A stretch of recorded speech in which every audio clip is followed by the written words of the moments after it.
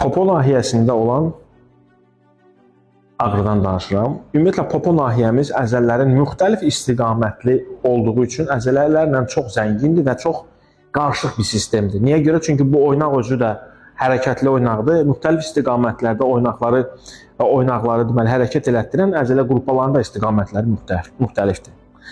Burada yaranmış hər hansı bir iltihabi proses, iynələrdən sonra əzələ içərisində bəzən kristallaşmalar olur. Eşidərsiniz ətrafınızda pasiyentlər qorxma-qərəbədə deyərlər ki, mənim məsələn yanımın içərisi doludur kristallarla və vaxtında ağrı kəsicilər və s. istifadə olunub, əzələnin içərisində yığılıb qalıb. Səbəblərdən biri də bu ola bilər deyə dedim. Bunlar da bel ağrısına səbəb ola bilir. Nəyə görə? Çünki biz çox vaxtı otururuq, qalxırıq.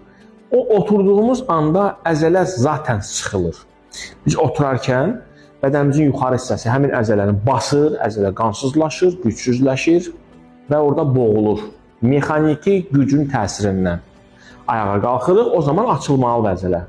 Amma içəridə iltihab olanda, bir də dediyim o dərmanların yerləri sorulmamış hissələri qalanda əzələmiz onsuz da gücsüz idi, biraz da gücsüzləşir. Poponun içərisində olan əzələlərin önəmi bel ağrılarında bizim üçün çoxdur. Bəzən olur ki, içəridə bir-birini tamamlayan, bir-birinə yapışmış əzələ kütlələr olur. Bunlar trigger nöqtələrlə zənginləşir və ümumi poponun sağlamlığının pozulmasına səbəb ola bilir.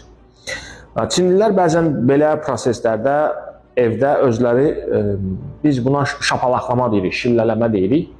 Buranın oyadılmasını aparırlar bəzən. Bunu siz evdə də özünüz eləyə bilərsiniz.